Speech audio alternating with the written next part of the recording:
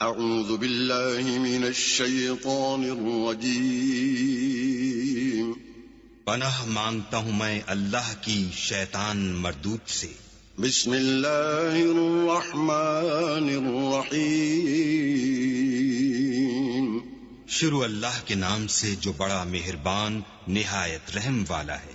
الحمد لله الذي خلق السماوات والأرض وجعل الظلمات والنور ثم الذين كفروا بربهم يعدلون هو الذي خلقكم من طين ثم قضى أجلا وأجل مسمى عنده ثم أنتم تمترون وهو الله في السماوات وفي الأرض يعلم سركم وجهركم ويعلم ما تكسبون وما تأتيهم من آية من آيات ربهم إلا كانوا عنها معرضين فقد كذبوا بالحق لما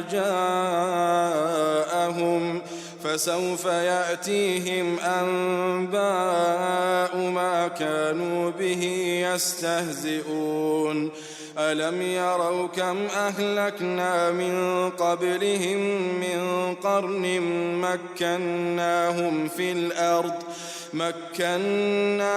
في الأرض ما لم نمكن لكم وأرسلنا السماء عليهم مدرارا وجعلنا الأنهار تجري من تحتهم فأهلكناهم بذنوبهم وأنشأنا من بعدهم قرنا آخرين ولو نزلنا عليك كتابا في قرطاس فلمسوه بأيديهم لقال الذين كفروا إن هذا إلا سحر مبين وقالوا لولا أنزل عليه ملك ولو أنزلنا ملكا لقضي الأمر ثم لا ينظرون ولو جعلناه ملكا لجعلناه رجلا وللبسنا عليهم ما يلبسون ولقد استهزئ برسل من قبلك فحاق بالذين سخروا منهم ما كانوا به يستهزئون शुरू अल्लाह का नाम लेकर जो बड़ा मेहरबान निहायत रहम वाला है। हर तरह की तारीफ अल्लाह ही के लिए है जिसने आसमानों और जमीन को पैदा किया और अंधेरे और रोशनी बनाई। फिर भी काफिर दूसरी हस्तियों को अपने परवरदिगार के बराबर ठहराते हैं। वही तो है जिसने तुमको मिट्टी से पैदा किया, फिर मरने का एक वक्त मुकर्रर कर दिया और एक मुद्दत उसके हां और मुकर्रर है। फिर भी तुम्हें काफिरों इस बारे में शक करते हो। और आसमान और जमीन में वही अल्लाह तो है, वो तुम्हारी पोशीदा और जाहिर सब बातें जानता है और तुम जो काम करते हो वो सबसे वाकिफ है।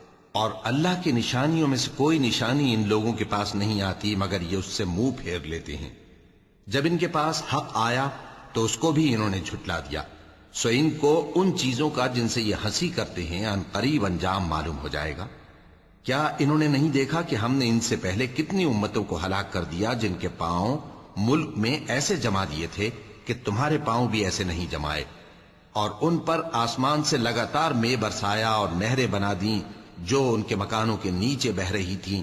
फिर उनको उनके गुनाहों के सबब हलाक कर दिया और उनके बाद और उम्मतें पैदा कर दी।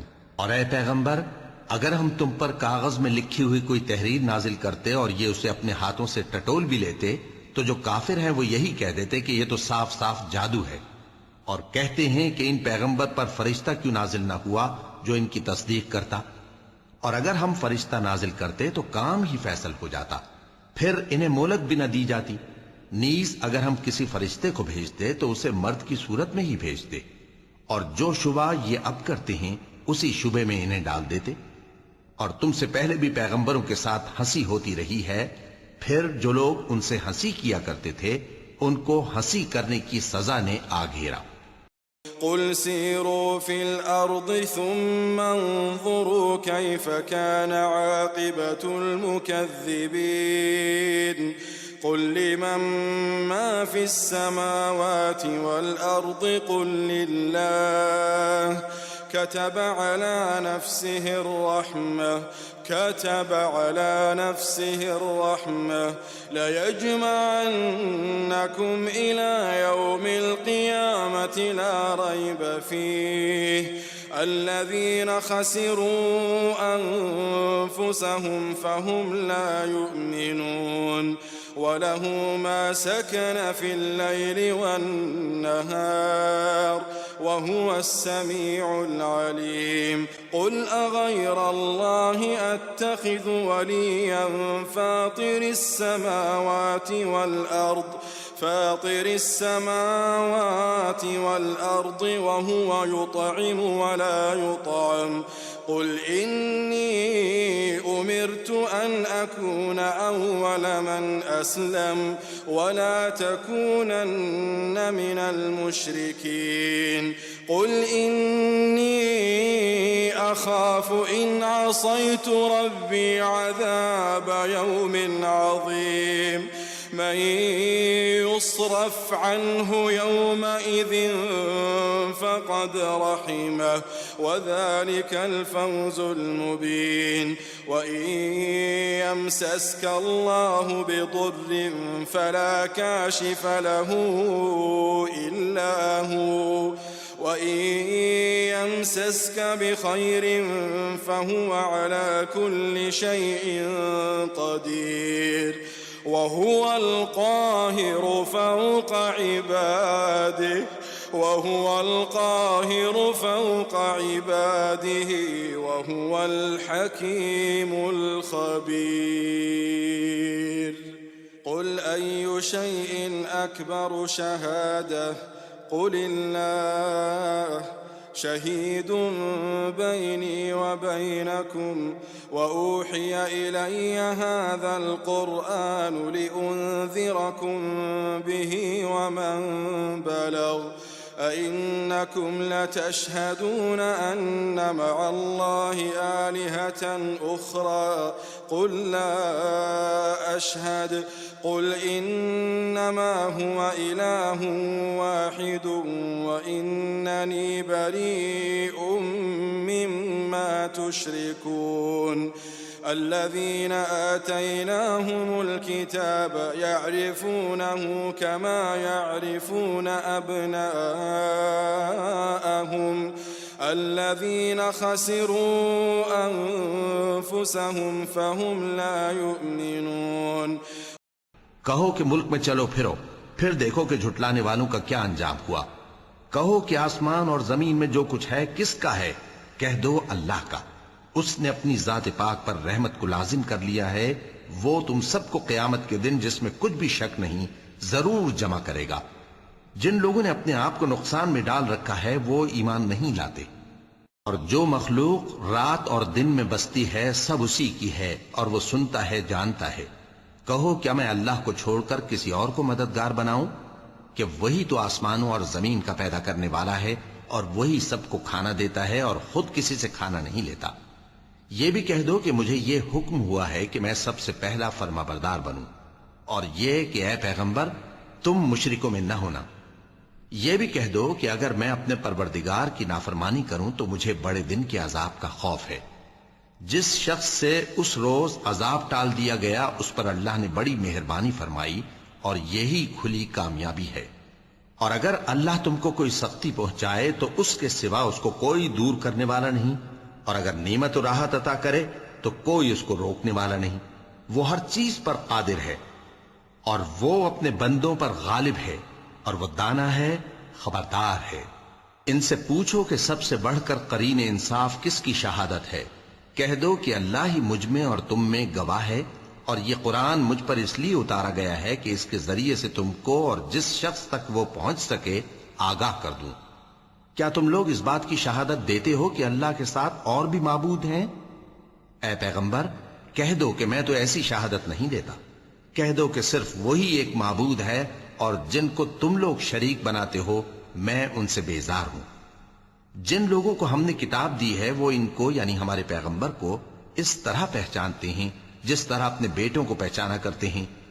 जिन्होंने अपने आप को नुकसान में डाल रखा है वो ईमान नहीं लाते।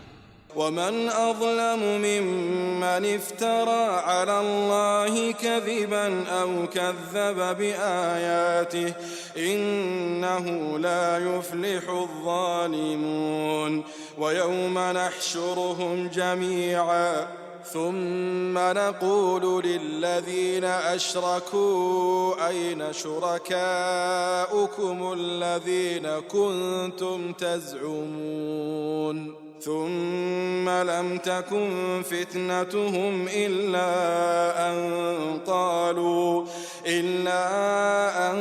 قالوا والله ربنا ما كنا مشركين انظر كيف كذبوا على أنفسهم وضل عنهم ما كانوا يفترون ومنهم من يستمع إليك وجعلنا على قلوبهم أكنة أن يفقهوه وفي آذانهم وقرا وإن يروا كل آية لا يؤمنوا بها حتى إذا جاءوك يجادلونك يقول الذين كفروا إن هذا إلا أساطير الأولين وهم ينهون عنه وينأون عنه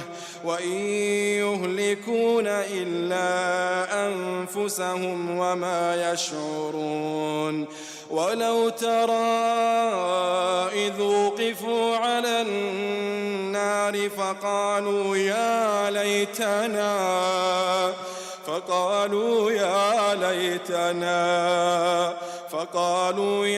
ليتنا نرد ولا نكذب بآيات ربنا ونكون من المؤمنين بل بدا لهم ما كانوا يخفون من قبل ولو ردوا لعادوا لما نهوا عنه وإنهم لكاذبون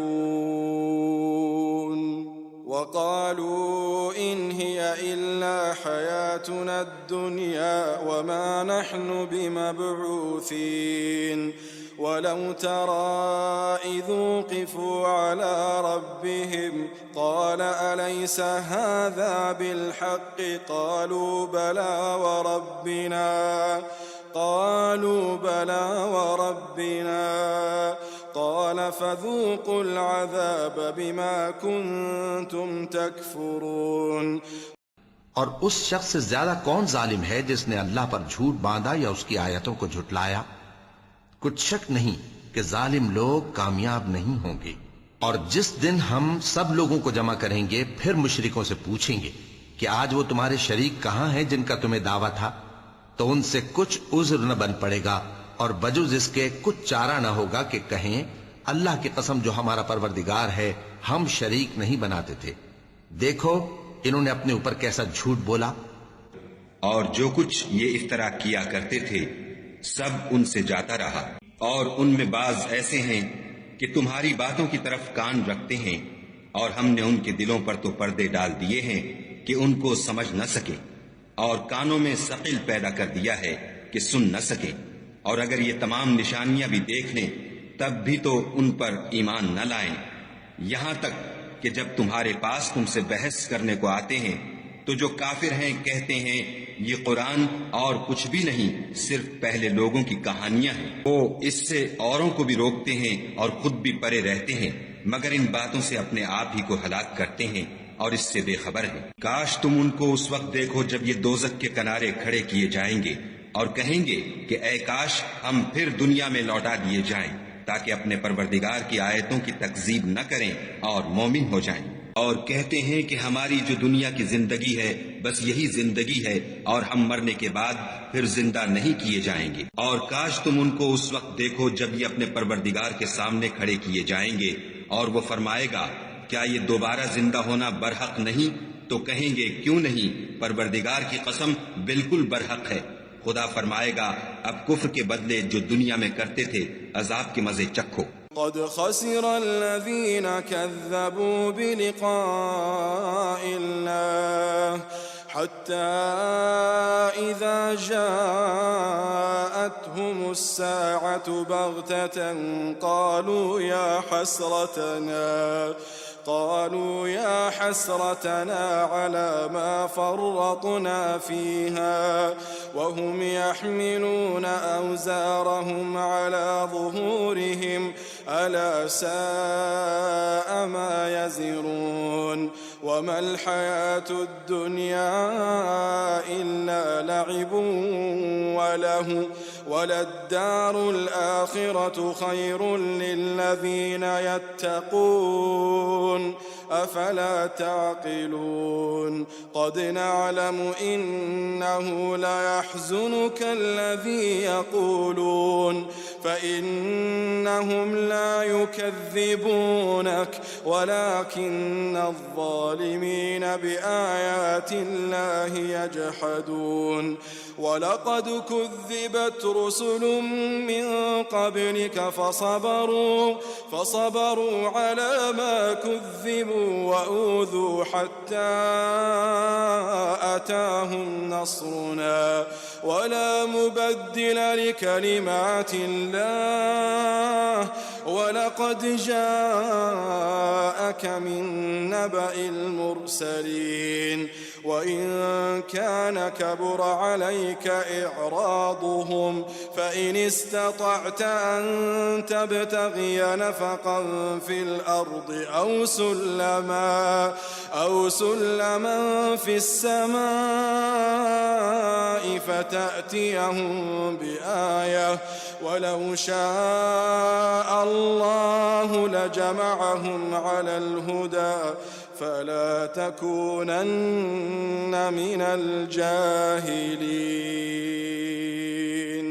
جن لوگوں نے خدا کے روبرو کھڑے ہونے کو جھوٹ سمجھا وہ گھاٹے میں آ گئے، یہاں تک کہ جب ان پر قیامت ناگہاں آ موجود ہوگی تو بول اٹھیں گے کہ ہائے اس تقصیر پر افسوس ہے جو ہم نے قیامت کے بارے میں کی، اور وہ اپنے اعمال کے بوجھ اپنی پیٹھوں پر اٹھائے ہوئے ہوں گے۔ دیکھو جو بوجھ یہ اٹھا رہے ہیں بہت برا ہے، اور دنیا کی زندگی تو ایک کھیل اور مشغلہ ہے، اور بہت اچھا گھر تو آخرت کا گھر ہے، یعنی ان کے لیے جو خدا سے ڈرتے ہیں۔ کیا تم سمجھتے نہیں؟ ہم کو معلوم ہے کہ ان کافروں کی باتیں تمہیں رنج پہنچاتی ہیں، مگر یہ تمہاری تکذیب نہیں کرتے، بلکہ ظالم خدا کی آیتوں سے انکار کرتے ہیں۔ اور تم سے پہلے بھی پیغمبر جھٹلائے جاتے رہے تو وہ تکذیب اور ایذا پر صبر کرتے رہے، یہاں تک کہ ان کے پاس ہماری مدد پہنچتی رہی، اور خدا کی باتوں کو کوئی بھی بدلنے والا نہیں۔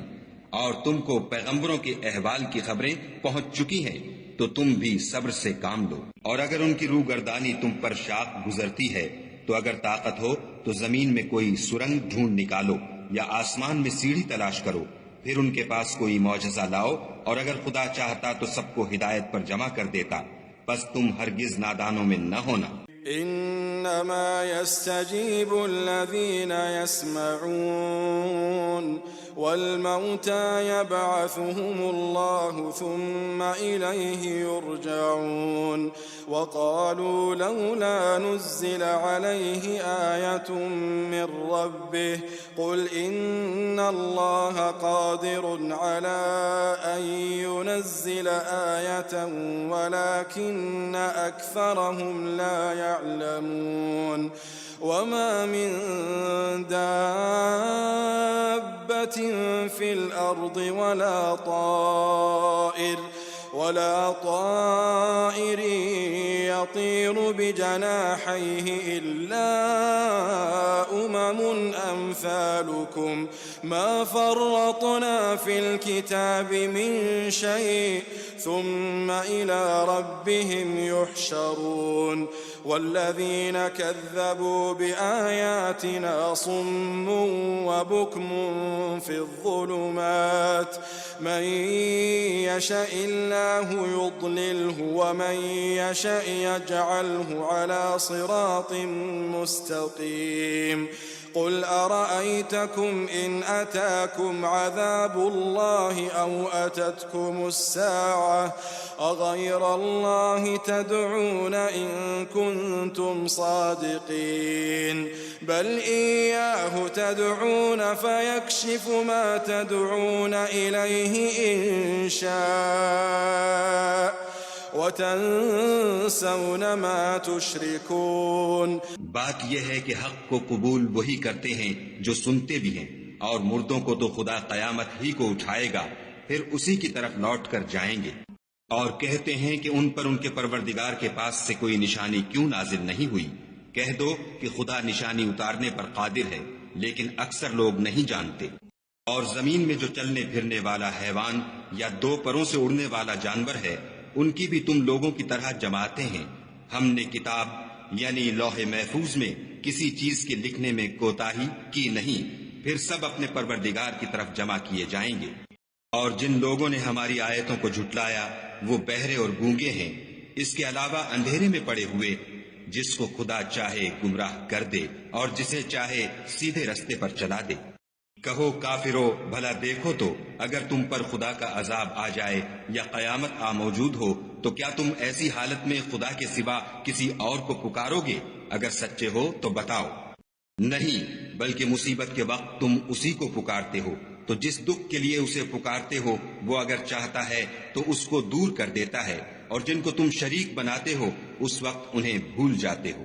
وَلَقَدْ أَرْسَلْنَا إِلَىٰ مِن قَبْلِكَ فَأَخَذْنَاهُم بِالْبَأْسَاءِ وَالضَّرَّاءِ لَعَلَّهُمْ يَتَضَرَّعُونَ فَلَوْلَا إِذْ جَاءَهُم بَأْسُنَا تَضَرَّعُوا ولكن قست قلوبهم وزين لهم الشيطان ما كانوا يعملون فلما نسوا ما ذكروا به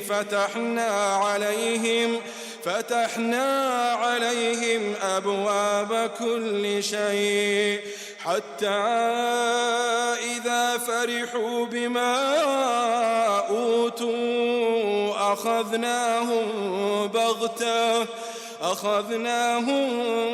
بغتة فإذا هم مبلسون فقطع دابر القوم الذين ظلموا والحمد لله رب العالمين.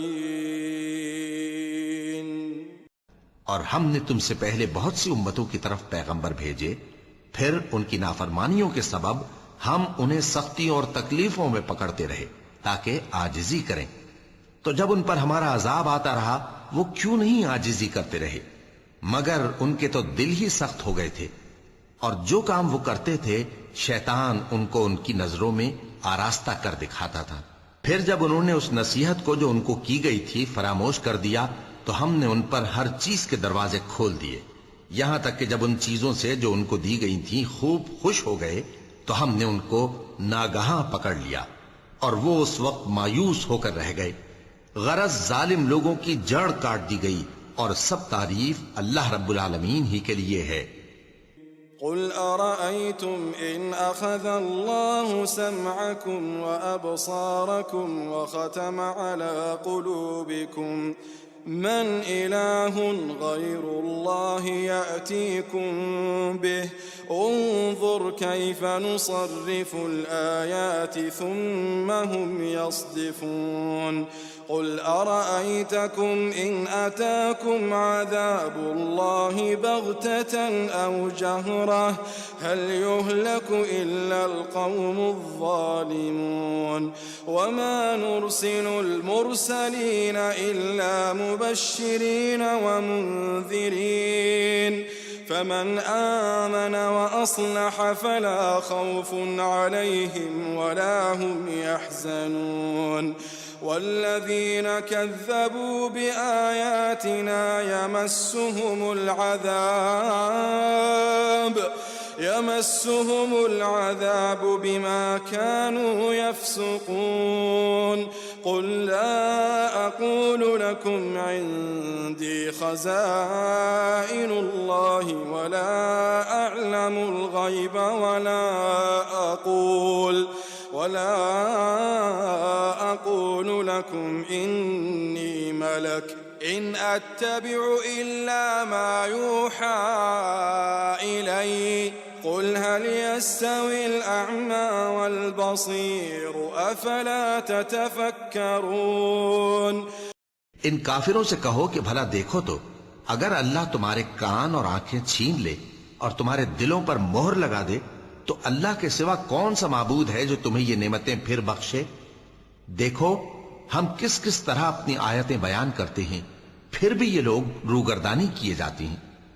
कहो कि भला बताओ तो अगर तुम पर अल्लाह का अजाब बेखबरी में या खबर आने के बाद आए तो क्या जालिम लोगों के सिवा कोई और भी हलाक होगा। और हम जो पैगंबरों को भेजते रहे हैं तो खुशखबरी सुनाने और डराने को, फिर जो शख्स ईमान लाए और नेकुकार हो जाए तो ऐसे लोगों को न कुछ खौफ होगा और न वो गमगीन होंगे। और जिन्होंने हमारी आयतों को झुटलाया उनकी नाफरमानियों के सबब उन्हें अजाब पहुंचेगा।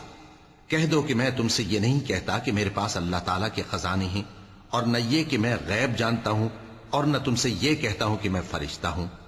मैं तो सिर्फ उस हुक्म पर चलता हूं जो मुझे अल्लाह की तरफ से आता है। कह दो कि भला अंधा और आंख वाला बराबर होते हैं, तो फिर तुम गौर क्यों नहीं करते।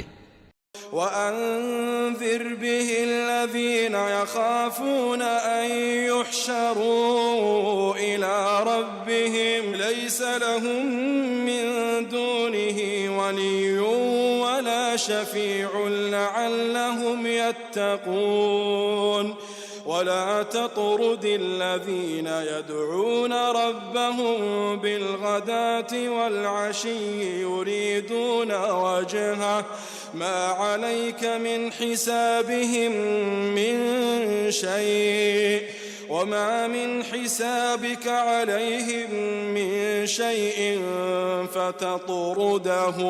فتطردهم فتكون من الظالمين وكذلك فتنا بعضهم ببعض ليقولوا أهؤلاء من الله عليهم من بيننا أليس الله بأعلم بالشاكرين وإذا جاءك الذين يؤمنون بآياتنا فقل سلام عليكم كتب ربكم على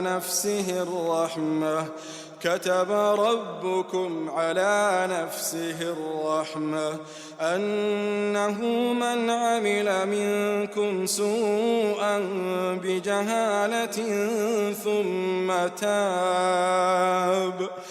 ثم تاب من بعده وأصلح فأنه غفور رحيم وكذلك نفصل الآيات ولتستبين سبيل المجرمين।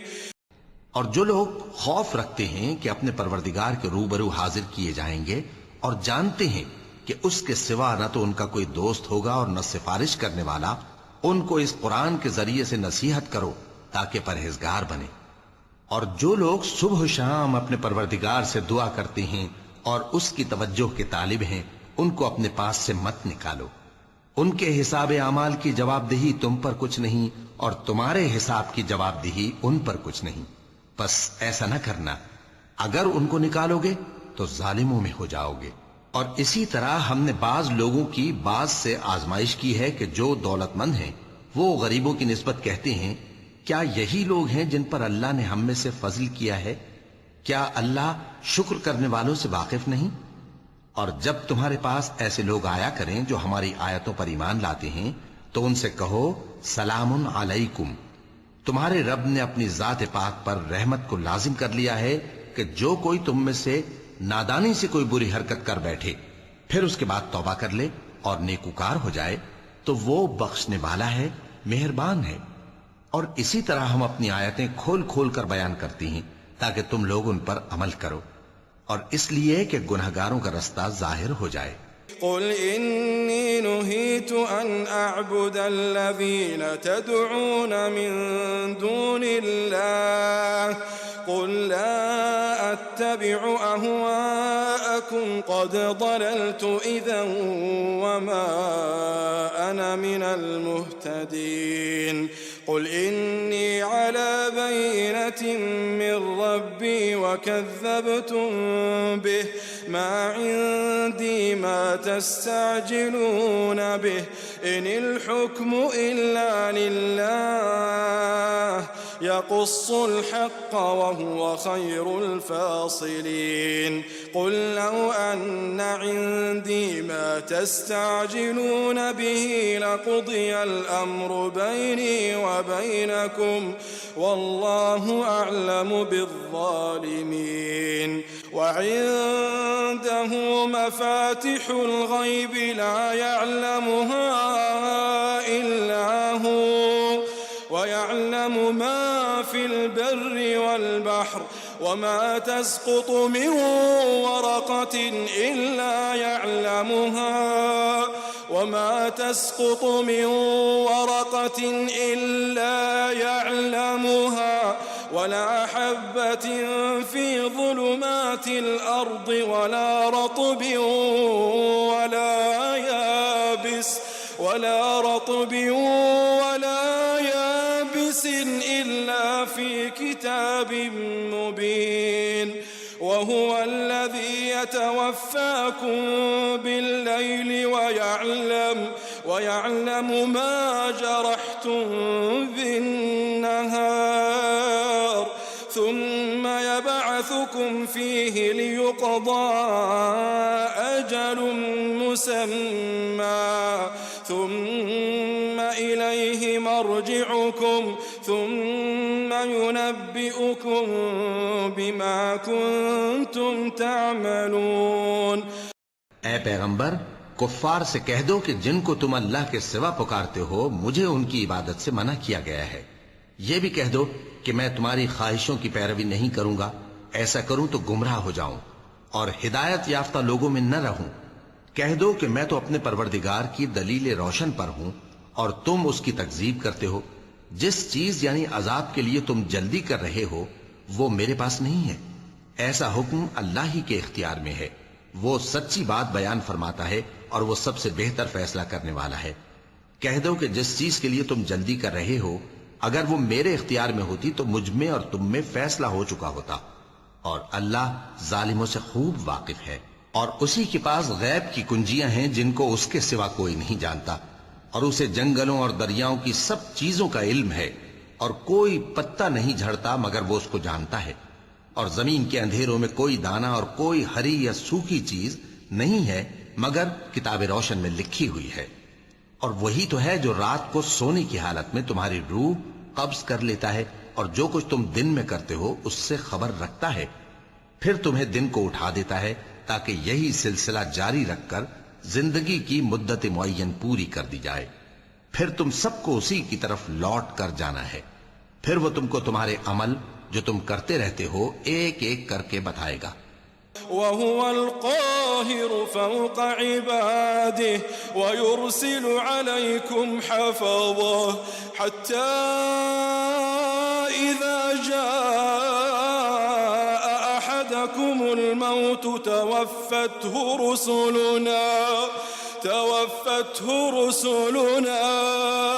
توفته رسلنا وهم لا يفرطون ثم ردوا إلى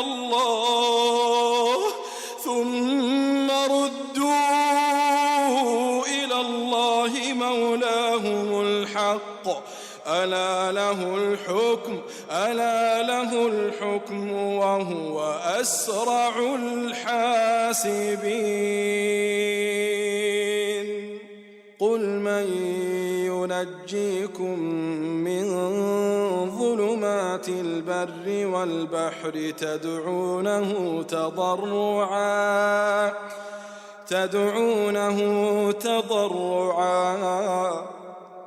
تدعونه تضرعا وخفية لئن أنجانا من هذه لنكونن من الشاكرين قل الله ينجيكم منها ومن كل كرب ثم أنتم تشركون قل هو القادر على أن يبعث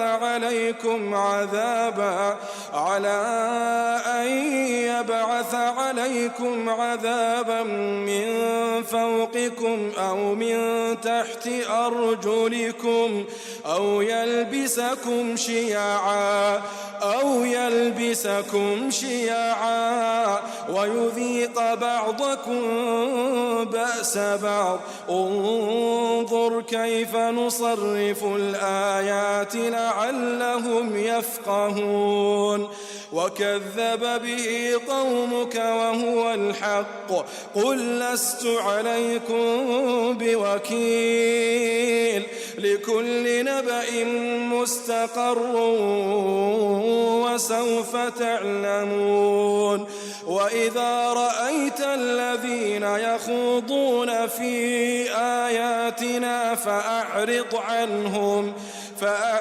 عنهم حتى يخوضوا في حديث غيره وإما ينسينك الشيطان فلا تقعد بعد الذكرى مع القوم الظالمين وما على الذين يتقون من حسابهم من شيء ولكن ذكرى لعلهم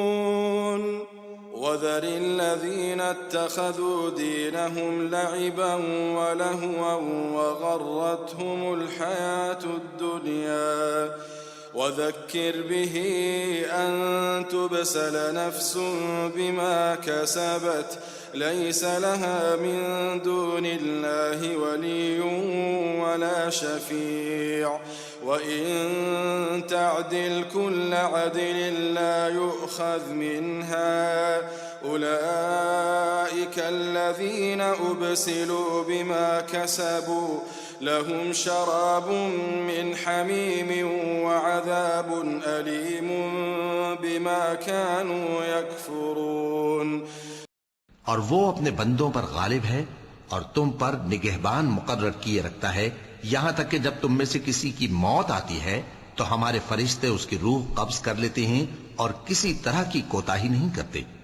फिर क़यामत के दिन तमाम लोग अपने मालिक बरहक अल्लाह ताला के पास वापस बुलाए जाएंगे। सुन लो कि हुक्म उसी का है और वो निहायत जल्द हिसाब लेने वाला है।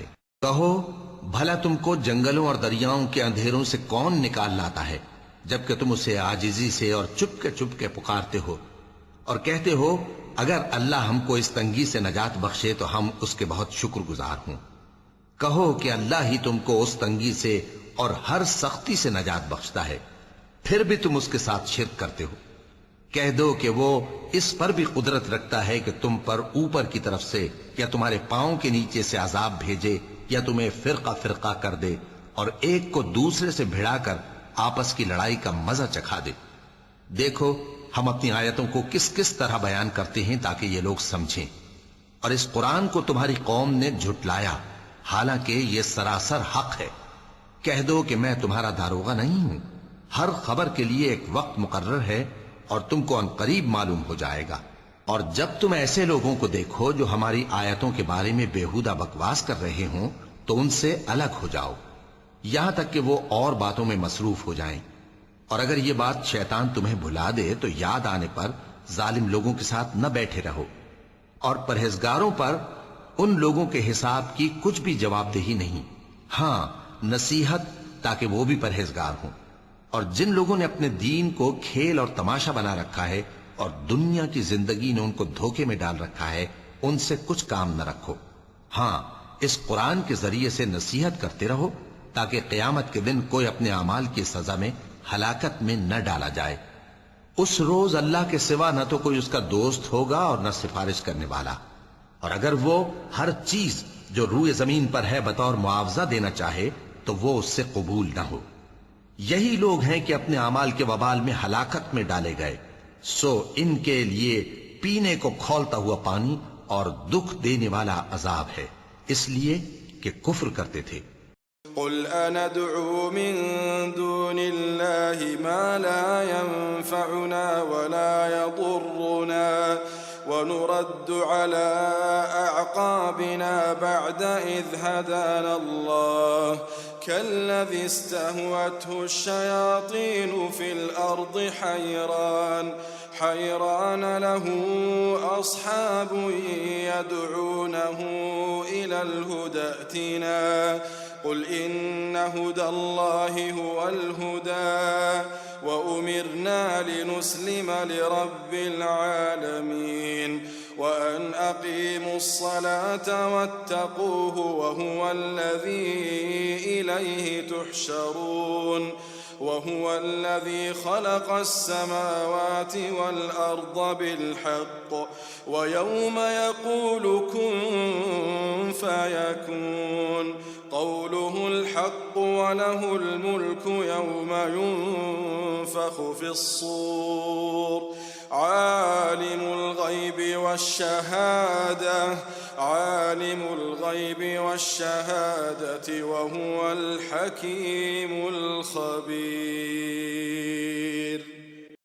کہو کیا ہم اللہ کے سوا ایسی چیز کو پکاریں جو نہ ہمارا بھلا کر سکے نہ برا؟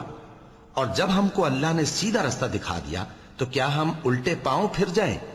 پھر تو ہماری ایسی مثال ہو جیسے کسی کو جنات نے جنگل میں بھلا دیا ہو اور وہ حیران ہو رہا ہو، اور اس کے کچھ رفیق ہوں جو اس کو رستے کی طرف بلائیں کہ ہمارے پاس چلا۔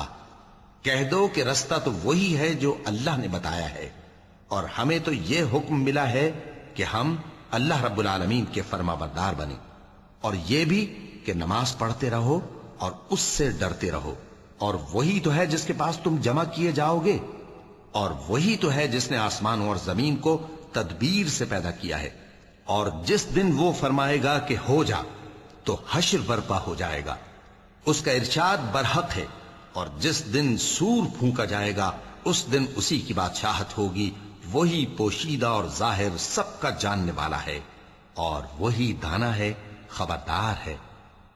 وَإِذْ قَالَ إِبْرَاهِيمُ لِأَبِيهِ آزَرَ أَتَتَّخِذُ أَصْنَامًا آلِهَةً إِنِّي أَرَاكَ وَقَوْمَكَ فِي ضَلَالٍ مُّبِينٍ وَكَذَلِكَ نُرِي إِبْرَاهِيمَ مَلَكُوتَ السَّمَاوَاتِ وَالْأَرْضِ وَلِيَكُونَ مِنَ الْمُوقِنِينَ فلما جن عليه الليل رأى كوكبا قال هذا ربي فلما أفل قال لا أحب الآفلين فلما رأى القمر بازغا قال هذا ربي فلما أفل قال لئن لم يهدني ربي لأكونن من القوم الضالين فلما رأى الشمس بازغة قال هذا ربي هذا أكبر فلما أفلت قال يا قوم إني بريء مما تشركون إني وجهت وجهي للذي فطر السماوات والأرض حنيفا وما أنا من المشركين وحاجه قومه قال أتحاجوني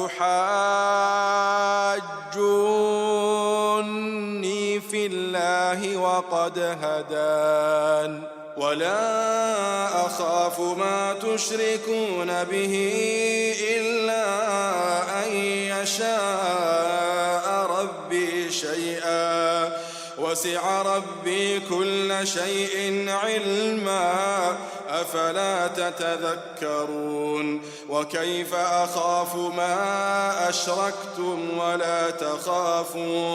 ولا تخافون أنكم أشركتم بالله ما لم ينزل به عليكم سلطانا فأي الفريقين أحق بالأمن إن كنتم تعلمون الذين آمنوا ولم يلبسوا إيمانهم بظلم أولئك لهم الأمن وهم مهتدون। और वो वक्त भी याद करने के लायक है जब इब्राहिम ने अपने बाप आजर से कहा था, तुम क्या बुतों को माबूद बनाते हो? मैं देखता हूं कि तुम और तुम्हारी कौम खुली गुमराही में हो। और हम इस तरह इब्राहिम को आसमानों और जमीन के अजायबात दिखाने लगे ताकि वो खूब यकीन करने वालों में हो जाएं। यानी जब रात ने उनको पर्दाए तारीकी से ढांप लिया तो आसमान में एक सितारा नजर पड़ा। कहने लगे ये मेरा परवरदिगार है। जब वो गायब हो गया तो कहने लगे कि मुझे गायब हो जाने वाले तो पसंद नहीं। फिर जब चांद को देखा कि चमक रहा है तो कहने लगे ये मेरा परवरदिगार है। लेकिन जब वो भी छुप गया तो बोल उठे कि अगर मेरा परवरदिगार मुझे सीधा रास्ता नहीं दिखाएगा तो मैं उन लोगों में हो जाऊंगा जो भटक रहे हैं। फिर जब सूरज को देखा कि जगमगा रहा है तो कहने लगे मेरा परवरदिगार ये है, ये सबसे बड़ा है। मगर जब वो भी गुरूब हो गया तो कहने लगे लोगों, जिन चीजों को तुम अल्लाह का शरीक बनाते हो मैं उनसे बेजार हूं। मैंने सबसे यकसू होकर अपने आप को उसी जात की तरफ मुतवज्जे किया जिसने आसमानों और जमीन को पैदा किया है और मैं मुशरिकों में से नहीं हूं। और उनकी कौम उनसे बहस करने लगी तो उन्होंने कहा कि तुम मुझसे अल्लाह के बारे में क्या बहस करते हो? उसने तो मुझे सीधा रास्ता दिखा दिया है और जिन चीजों को तुम उसका शरीक बनाते हो मैं उनसे नहीं डरता। हां, जो मेरा परवरदिगार कुछ चाहे। मेरा परवरदिगार अपने इल्म से हर चीज का इहाता किए हुए है। क्या तुम ख्याल नहीं करते? भला मैं उन चीजों से जिनको तुम अल्लाह का शरीक बनाते हो क्यों कर डरूं, जबकि तुम इस बात से नहीं डरते कि अल्लाह के साथ शरीक बनाते हो जिसकी उसने कोई सनद नाजिल नहीं की। अब दोनों फरीक में से कौन सा फरीक अमनो बेखौफी का ज्यादा हकदार है? अगर समझ रखते हो तो बताओ। जो लोग ईमान लाए और उन्होंने अपने ईमान को शिर्क के जुल्म से मुलव्वस नहीं किया उनके लिए अमनो बेखौफी है और वही हिदायत पाने वाले हैं। वतिल्क हुज्जतुना आतैनाहा इब्राहीम अला कौमिहि नरफउ दरजातिन मन नशा इन्न रब्बक हकीमुन अलीम। ववहबना लहू इसहाक वयाअकूब कुल्लन हदैना ونوحا هدينا من قبل ومن ذريته داود وسليمان وأيوب ويوسف وموسى وهارون وكذلك نجزي المحسنين وزكريا ويحيى وعيسى وإلياس كل من الصالحين وإسماعيل واليسع ويونس ولوطا وكلا فضلنا على العالمين ومن آبائهم وذرياتهم وإخوانهم إخوانهم واجتبيناهم وهديناهم إلى صراط مستقيم ذلك هدى الله يهدي به من يشاء من عباده ولو أشركوا لحبط عنهم ما كانوا يعملون أولئك الذين آتيناهم الكتاب والحكم والنبوة فإن يكفر بها هؤلاء فقد وكلنا بها قوما ليسوا بها بكافرين أولئك الذين هدى الله فبهداه مقتده قل لا أسألكم عليه أجرا إن هو إلا ذكرى للعالمين. اور یہ ہماری دلیل تھی جو ہم نے ابراہیم کو ان کی قوم کے مقابلے میں عطا کی تھی. ہم جس کے چاہتے ہیں درجے بلند کر دیتے ہیں. بے شک تمہارا پروردگار دانا ہے، خبردار ہے. اور ہم نے ان کو اسحاق اور یعقوب بخشے اور سب کو ہدایت دی. اور پہلے نوح کو بھی ہدایت دی تھی اور ان کی اولاد میں سے داؤد اور سلیمان اور ایوب اور یوسف اور موسیٰ اور ہارون کو بھی.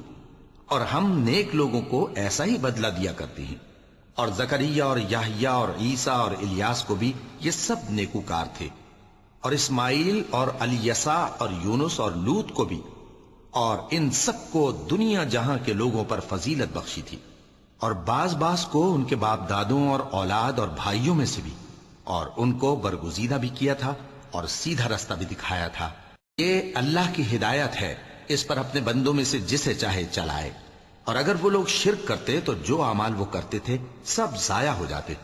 یہ وہ لوگ تھے جن کو ہم نے کتاب اور حکم شریعت اور نبوت عطا فرمائی تھی. اگر یہ کفار ان باتوں سے انکار کریں تو ہم نے ان پر ایمان لانے کے لیے ایسے لوگ مقرر کر دیے ہیں کہ وہ ان سے کبھی انکار کرنے والے نہیں. یہ وہ لوگ ہیں جن کو اللہ نے ہدایت دی تھی تو تم انہی کی ہدایت کی پیروی کرو. کہہ دو کہ میں تم سے اس کا کوئی صلہ نہیں مانگتا. یہ تو دنیا جہان کے لوگوں کے لیے محض نصیحت ہے.